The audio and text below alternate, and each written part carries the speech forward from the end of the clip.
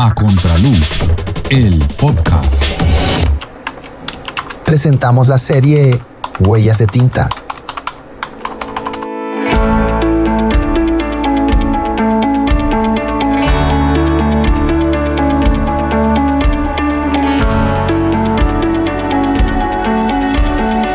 Hola, ¿qué tal? Bienvenidas, bienvenidos a la primera emisión de este 2026 de A Contraluz, el podcast. Estamos retomando conversaciones, estamos retomando diálogos después de casi 3 meses de ausencia que, por variadas circunstancias, entre las que se incluyeron percances técnicos en el mes de diciembre, no pudimos salir en estos meses. Pero hoy domingo, y qué buen día para salir, un domingo 8 de febrero, les damos la bienvenida al capítulo 22 de A Contraluz, el podcast. Teníamos una conversación pendiente con la profe Paula Marín. Nos quedamos en la mitad en el capítulo pasado porque confiábamos que este capítulo iba a salir a principios del mes de diciembre, pero como les dije hace un momento, por diferentes circunstancias técnicas no se pudo. Pero bueno, lo retomamos el día de hoy. Les cuento más o menos de qué hablamos la vez pasada con Paula para que pues tengan ese contexto y lo puedan escuchar. Hablamos de su proceso creativo, hablamos de su proceso académico, de cómo algunos temas que la inquietan han sido objeto de sus investigaciones y también un poco de su vida personal. En esta oportunidad vamos a seguir hablando de esas grandes investigaciones que tanto inquietan a la profe. Ella, con su quehacer académico, las ha ido desmenuzando. Vamos a hablar de las editoriales independientes, de las editoras. Y, por supuesto, en nuestra sección ¿Sabías qué? Vamos a tener otra tandita, un regalito que nos hace la profe de su poesía. Así que bienvenidas, bienvenidos a estas nuevas emisiones del podcast A Contraluz, que este año 2026 ya se están retomando.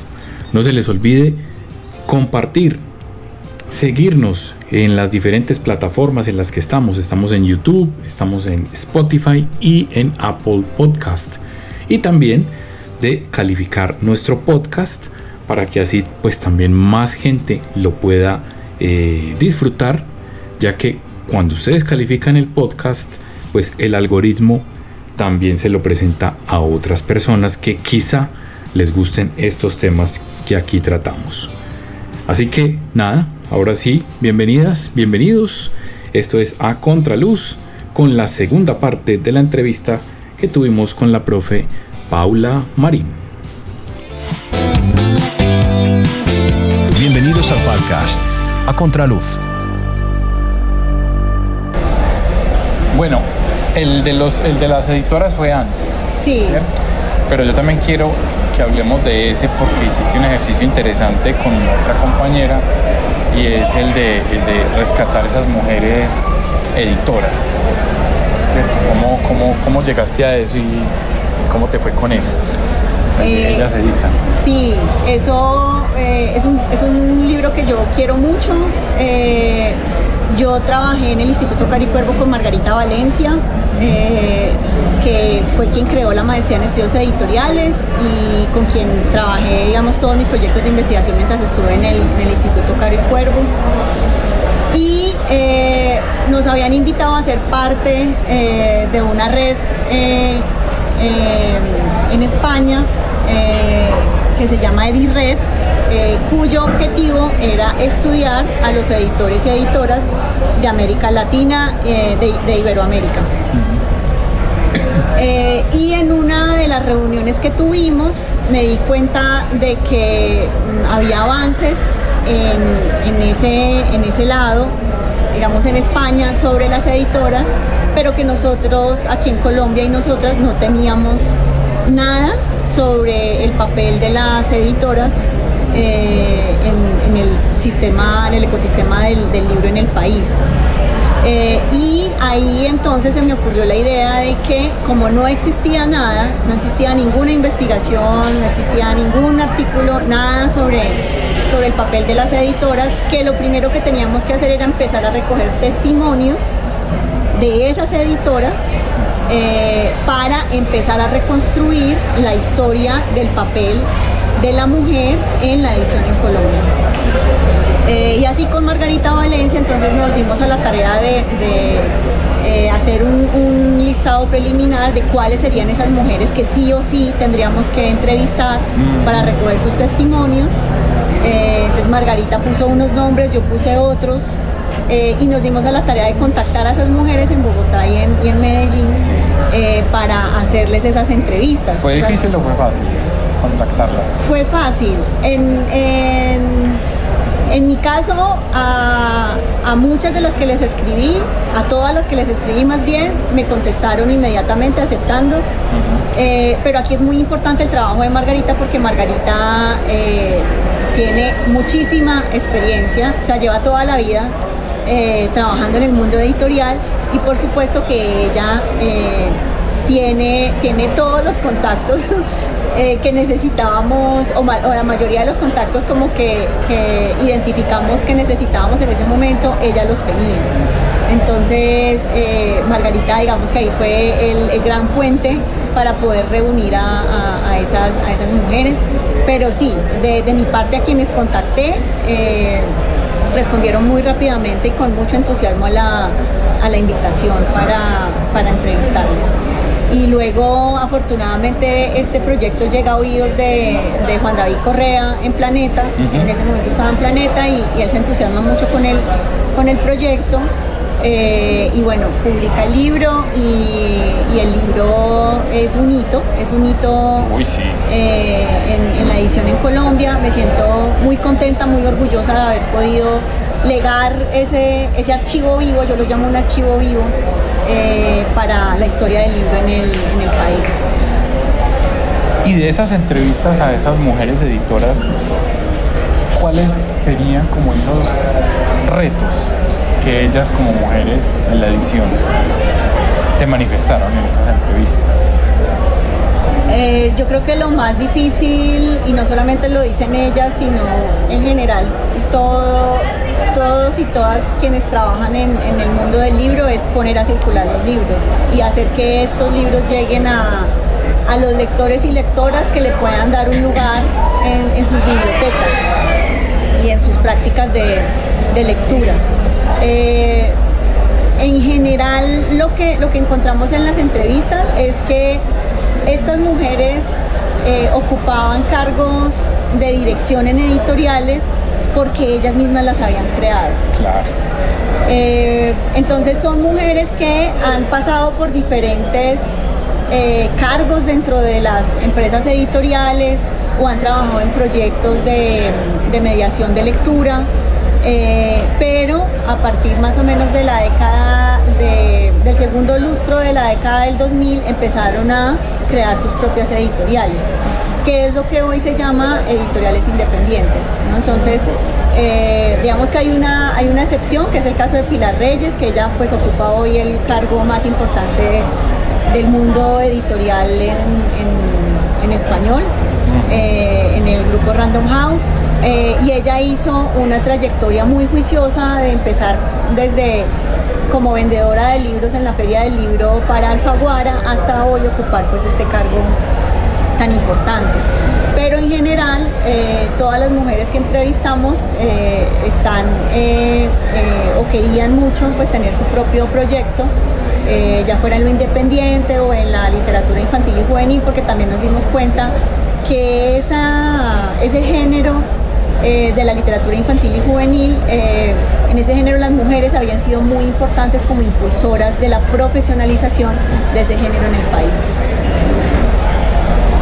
Y hay algo, bueno, con esta última parte de la respuesta ya empezaste como a esbozarlo, pero ¿hay algún tema de preferencia de esas editoriales hechas por mujeres o es independiente? Porque existe el prejuicio a veces como de, no, es que pues cuando escriben de romance o cuando editan también, no sé, pues, ¿evidenciaste algún tipo de preferencia por algún tema en lo editorial o no? ¿O eso es independiente?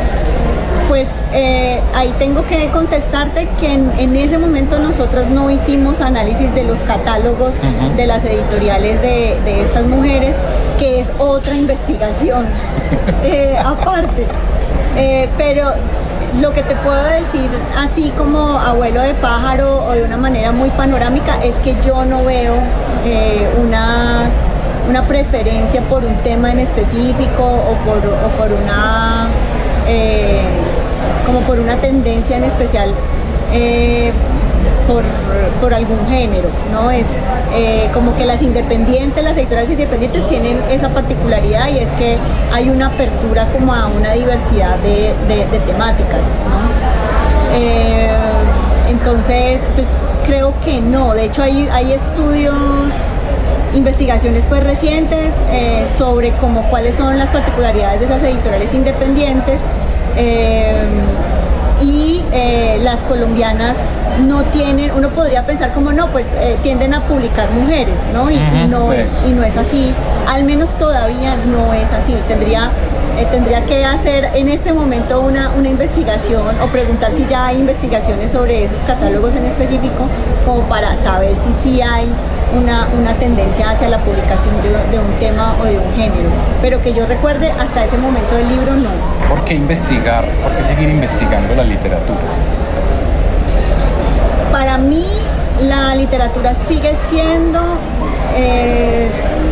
la forma más profunda de conocer y acercarme a una comprensión de la humanidad, ¿sí? De lo que somos como seres humanos.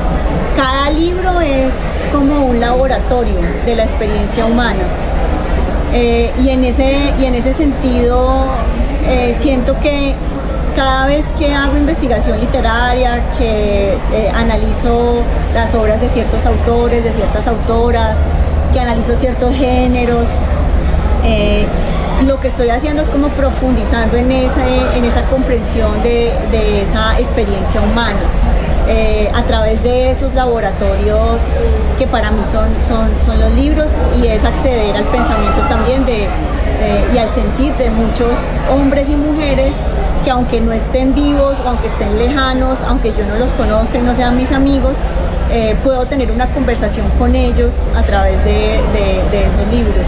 Entonces siento que la investigación en literatura tiene que ver o está enmarcada pues en esto que hemos llamado los estudios de humanidades, que siguen siendo tan importantes para reflexionar acerca del sentido de que estemos aquí, de que sigamos aquí, al menos por ahora. Y de seguirnos haciendo preguntas acerca de cómo seguir construyendo un mundo vivible y con sentido y digno pues para todos y todas. Estamos presentando A Contraluz, el podcast. Lo que nos gusta, lo que nos interesa, lo que nos mueve, lo que nos hace pensar. Todos los temas y todas las historias están en A Contraluz, el podcast. Escúchalo en tu plataforma favorita.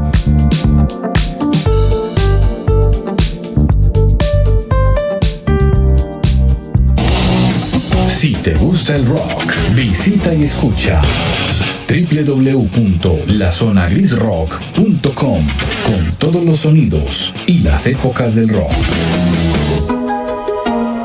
En la serie Huellas de Tinta hablamos de literatura, libros, autores y autoras, lectores y lectoras, y en general de todo el ecosistema del libro. Sigue y escucha todos los capítulos en tu plataforma favorita. Esto es A Contraluz, el podcast.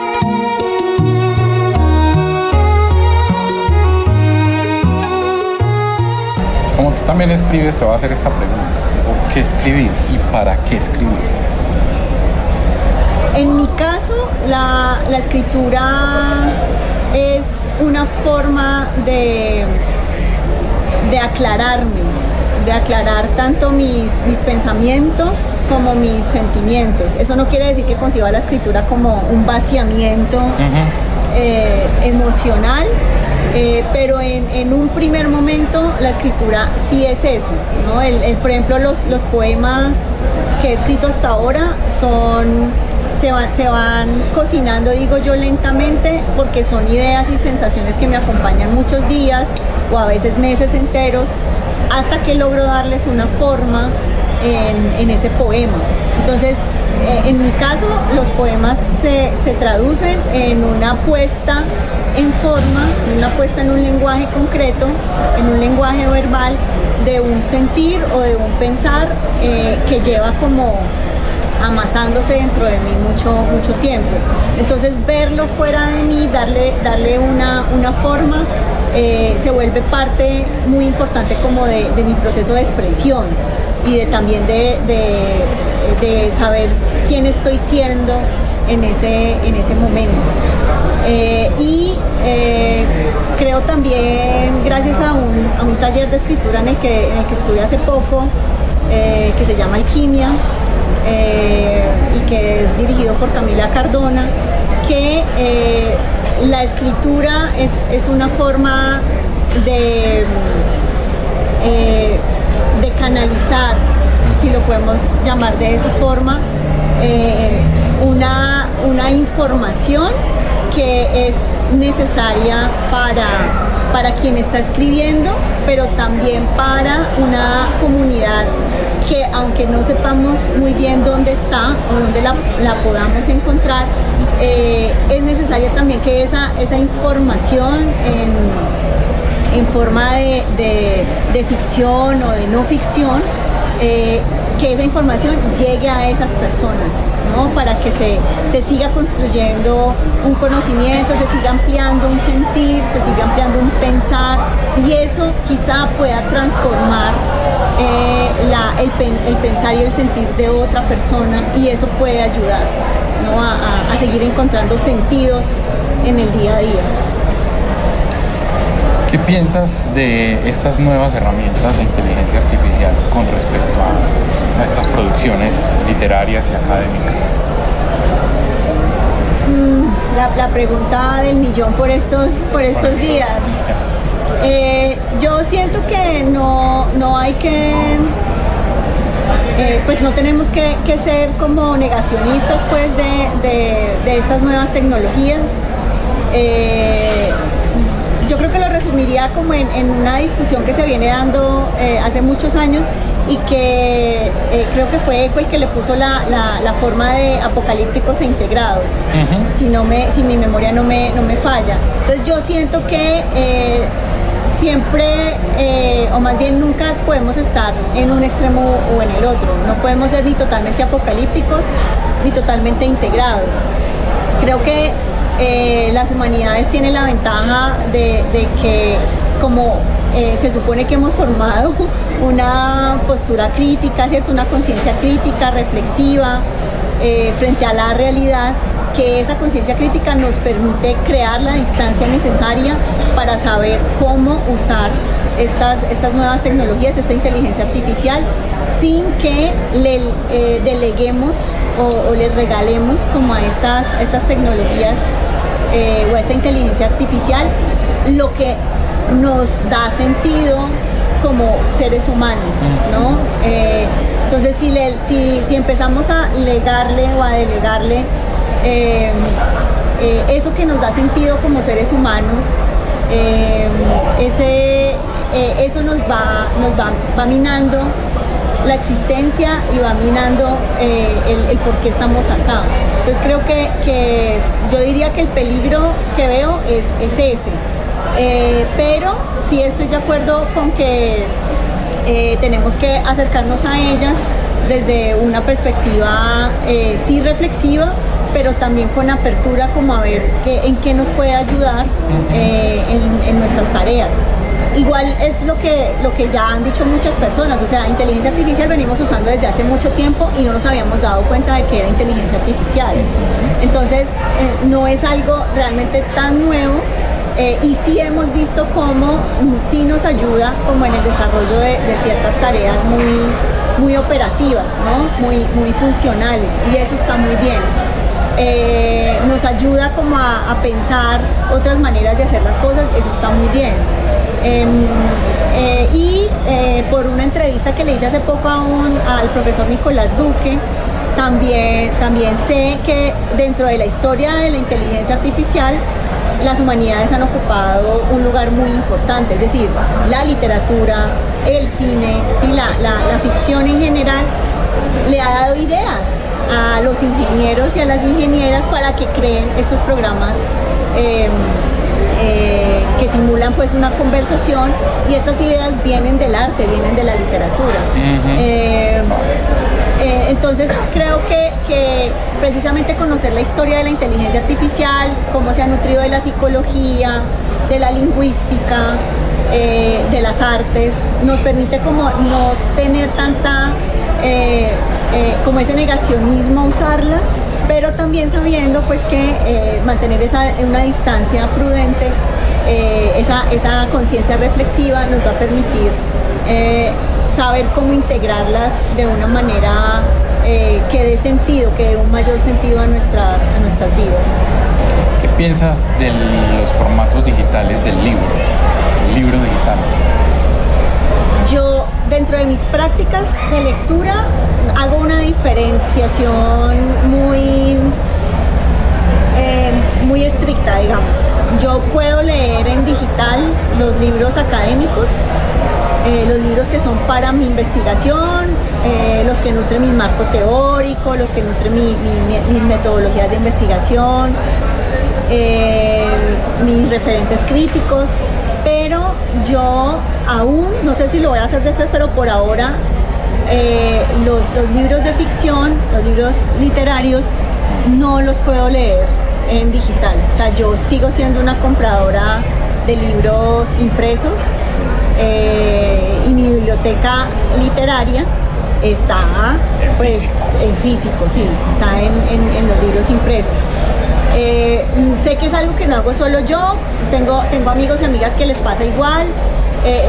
Hay unos estudios que se han hecho en una universidad del Reino Unido, y también dieron como resultado que las personas los estudiantes hacían esa diferenciación, que los libros para sus estudios los pueden leer en digital, pero los libros que leen por gusto, por placer, los leen en formato impreso.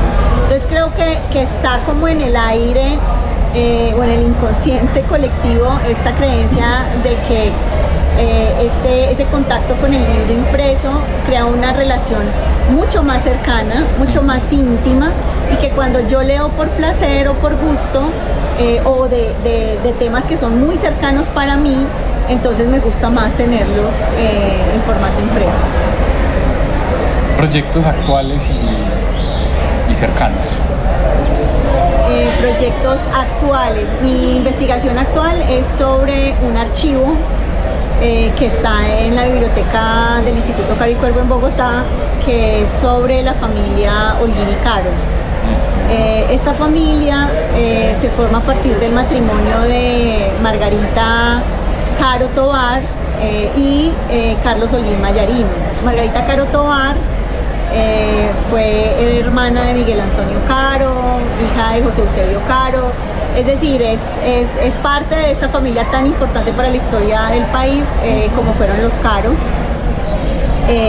Conservadores, godos, todo lo que queramos, pero fueron muy importantes en términos políticos y culturales y sociales para el país. Y Carlos Holguín Mayarino, fue presidente del país. Entonces, digamos que ya se empieza a cobrar importancia esta familia, no solamente por la tradición de los Caros, sino también por la importancia que adquieren siendo presidente él y primera dama Margarita. Entonces es un archivo que ocupa más de un siglo de documentación, y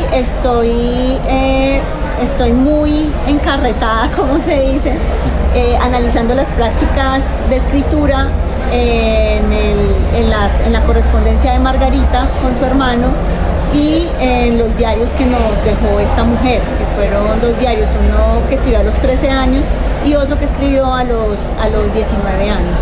Entonces ese es mi proyecto actual, Y dentro de mis proyectos futuros quiero trabajar Medellín. Ese es como ya lo que quiero. También hay un proyecto que está también empezando, que es sobre, yo ya había investigado sobre internacionalización de la literatura colombiana, y estoy empezando a hacer algo también con ese tema, que va a ser algo pequeñito, y luego quiero como ya centrarme en Medellín, en analizar como este mundo del libro y de la literatura en la ciudad, porque creo que también es una manera de conocer más la ciudad, que ahora es mi residencia. Profe, ¿algún caso especial dentro de tus clases que digamos haya significado un reto o que te haya marcado de alguna manera? Si lo has tenido, obviamente.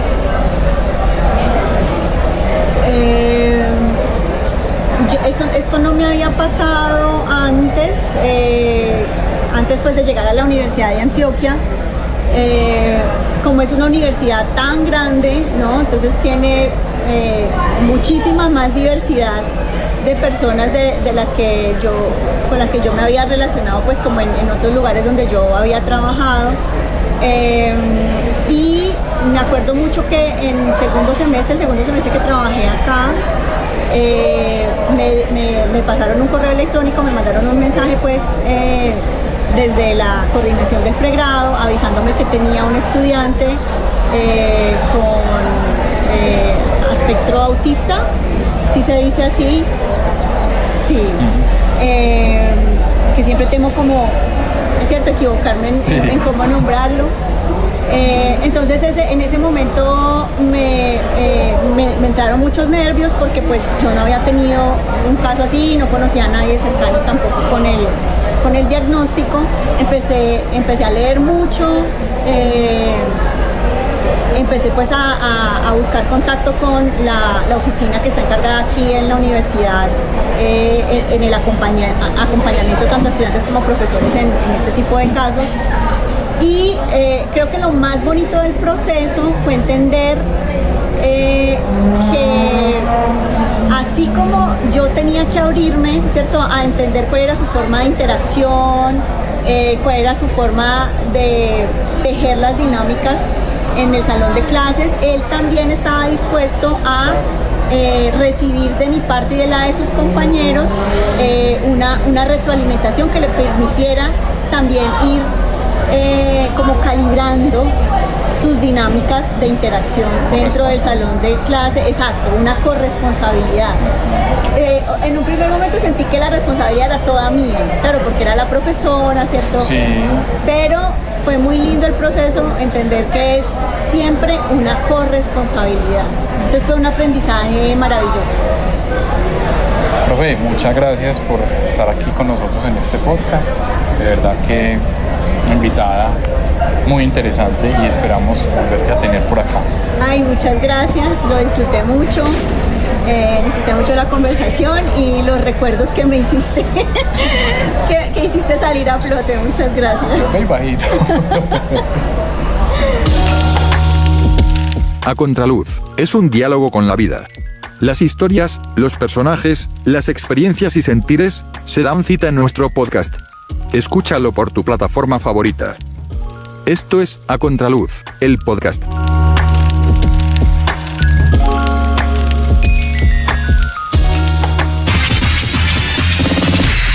Te presentamos nuestra sección ¿Sabías qué? Una píldora de conocimiento al final de nuestro espacio.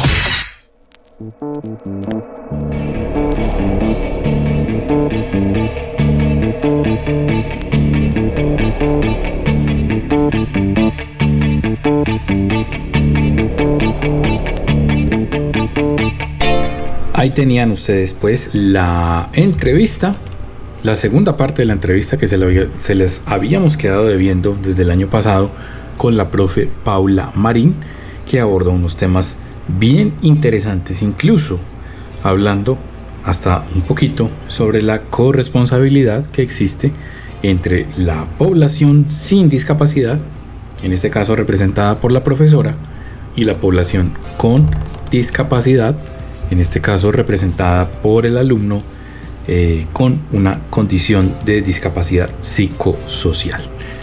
Vamos entonces, como les prometí al inicio, a escuchar en nuestra sección ¿Sabías qué?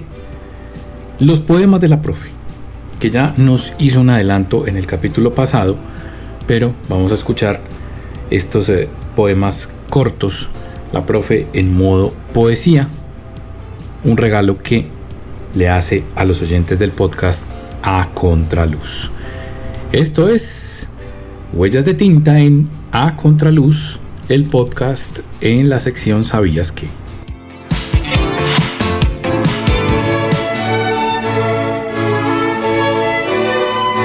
A papá. ¿Quién dice que hay palabras para nombrarlo oído?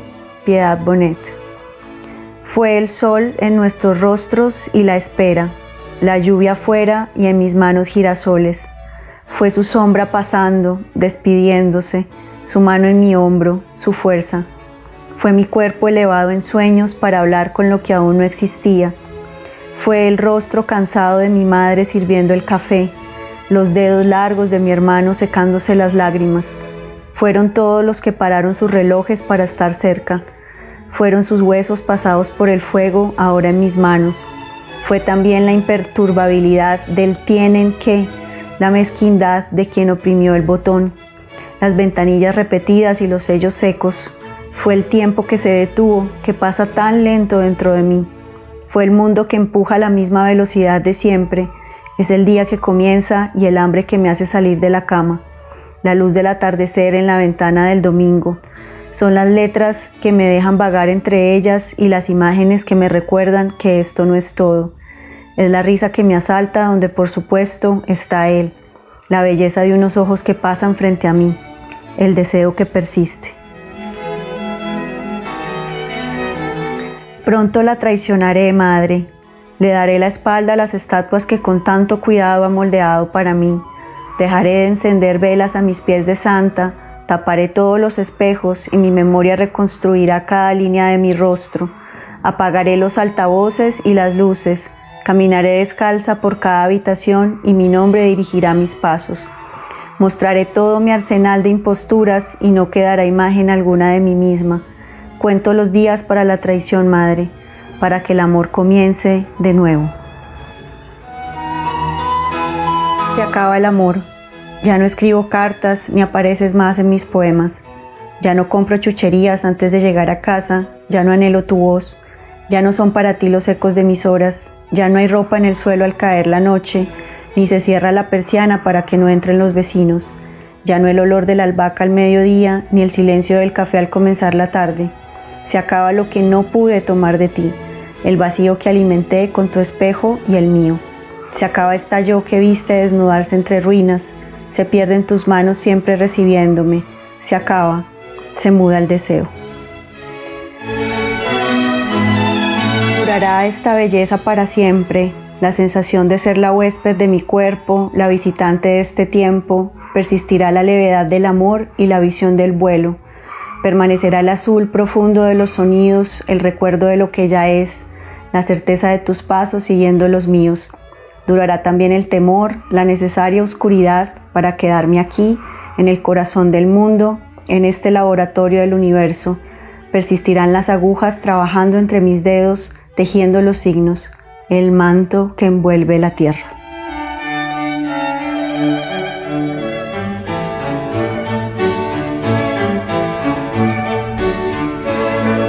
A Contraluz, el podcast.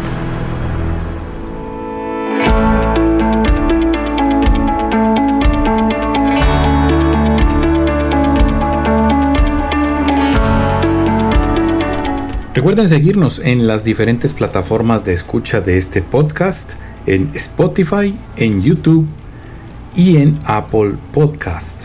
En Spotify lo encuentran así, A Contraluz. En YouTube los invito a suscribirse a mi canal, @untaljunio con doble N. Y en Apple Podcast, así también, A Contraluz. Ahí pueden encontrar todos los capítulos, no solo este, sino todos los capítulos de este podcast que ya este es el capítulo 22. Próximamente, nuevo invitado, nueva invitada, no se sabe. Hay por ahí algunos personajes que van a venir al podcast, pero todavía no les puedo adelantar mucho. A la profe Paula, muchas gracias por haber estado con nosotros, por habernos regalado esta entrevista, su experiencia, sus inquietudes a la hora de investigar y por supuesto su poesía. Y a todos ustedes y a todas ustedes los invito para que me sigan, para que compartan este podcast y estén pendientes de los nuevos capítulos. Y si se perdieron alguno de los 22 que van, pues se lo escuchen porque sé que les va a gustar. Les deseo una feliz semana y nos encontramos pronto en un nuevo capítulo de A Contraluz, el podcast. Chao, permiso. A Contraluz, el podcast.